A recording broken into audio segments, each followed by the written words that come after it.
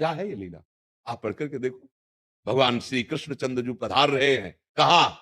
उन माता पिता के पास जो कंस कारागार में बहुत ही दुर्दांत दैत्य स्वभाव वाले पहरेदार जहां है। क्या लीला है? क्या लीला है? इसका नाम मृत्युलोक है। यहां दुख और सुख दोनों भगवान अवतरित होकर के दिखा रहे हैं। तो तुम तो जीव हो, तुम्हें तो भोगना ही पड़ेगा। वो तो कर्म फल थोड़ी भोग रहे हैं, वो तो लीला करके दिखा रहे हैं। तो हमको तो भोगना ही है।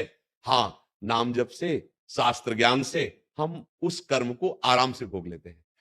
जैसे भयानक कष्ट वाला, हाँ, हमारे किसी कर्म का फल है, राधा राधा राधा सहते हुए हम मार्ग में चल। अश्रद्धा थोड़ी, हर कष्ट दो लेकिन आपकी जय बोलेंगे क्योंकि आपसे प्यार किया।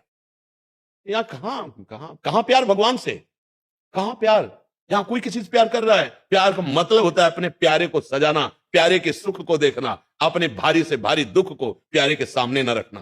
क्योंकि हमें पता है, हे दिलवर, जब दिल ही आपको दे दिया तो आप क्या दिल की बातें कहें। आप देखो, पर एक बात सबसे प्रार्थना है, आस्तिकता मत हटाइएगा। अगर आस्तिकता हटा दी तो पूरा बिल्डिंग गिर जाएगी, ढह जाएगी, जन्म जन्मांतर भटकना पड़ेगा। भगवान बड़े कृपालु हैं। वो गाली देने वाले को परम पद देने वाले हैं। देखो शिशुपाल गाली दे रहा है ना, स्तन में दूध लगा के पूतना जा रहे, तो जो मैया यशोदा को गति वो प्रभु दे रहे। वो प्रभु आपका मंगल क्यों करेंगे? वो आपकी कामना क्यों नहीं पूरी करेंगे? जरूर कोई विधान है उनका, मंगल विधान है, जरूर मंगल विधान। विश्वास मान लीजिए, उनका मंगल विधान मंगल भवन है। वो मंगल कर ही नहीं सकते। जैसे सूर्य को कहा जाए कि सूर्य की ताकत हो तो अंधेरा करके दिखाए, तो सूर्य में ताकत नहीं, क्योंकि जहां सूर्य रहेगा अंधेरा रहेगा ही नहीं। ऐसे भगवान का नाम मंगल भवन है। जहां भगवान का नाम है, भगवान का आश्रय, अमंगल हो ही नहीं सकता। आप मृत्यु को भी अमंगल समझते हैं। हम कई बार एक प्रसंग सुनाते हैं। एक प्रताप राय जी नाम के बड़े महाभागवत थे। उनकी जो बहन थी, उनके पति जो है वो बहुत बीमार हो गए, मरणासन में पहुंच गए। उनको पता था मेरा भाई बहुत भजनानंदी है, अगर ये भगवान से प्रार्थना कर दी तो निश्चित हमारे पति ठीक हो जाएंगे। मालती जी नाम था। वो आई और कहा, भैया आज तक हमने आपसे कुछ नहीं मांगा। प्रताप राय जी से रात दिन वो गृहस्थी में रहते हुए भजन परायण, कभी भगवान से कोई याचना नहीं करते थे, निष्काम भक्त। उन्होंने कहा, भैया हमारा सुहाग उजड़ रहा है, यदि आप भगवान से प्रार्थना कर देंगे तो बच जाएंगे। उनका वैसे आज तक हमने भगवान से कोई याचना नहीं की, क्योंकि जैसे भगवान रख रहे हैं हम बहुत आनंदित हैं। हमें भगवान से मांग करने की आदत नहीं। पर आप कह रहे हैं तो मैं एक बार भगवान से प्रार्थना करूंगा। चलो, वो गए।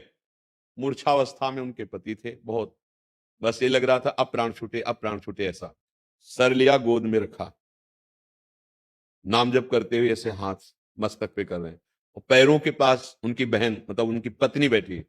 अचानक दोनों को तंद्रा आती है। तंद्रा का मतलब न नींद है न जागृत है, और देख रहे हैं कि भगवान के पार्षद आए और कह रहे हैं अब तो लौटना पड़ेगा। जो उनके पति की जीवात्मा थी उससे कह रहे अब तुम भगवान के धाम नहीं जा पाओगे, क्योंकि इतना महान भक्त भगवान से प्रार्थना करने जा रहा है कि तुम स्वस्थ हो जाओ, तो अब हम नहीं ले जा पाएंगे। वो कह रहे नहीं नहीं, ऐसा नहीं, प्रताप राय जी ऐसा नहीं कर सकते। वो भगवान के भक्त है, अनंत जन्मों से भटकता रहा, आज मुझे भगवत प्राप्ति का संयोग बन रहा है, मैं अपने स्वामी के धाम में जा रहा हूं, वो मुझे नहीं रोकेंगे क्योंकि वो जानते हैं सत्य वस्तु क्या है। नहीं नहीं, आप मत जाओ, प्रताप राय जी ऐसा नहीं कर सकते। अचानक दोनों के नेत्र खुलते।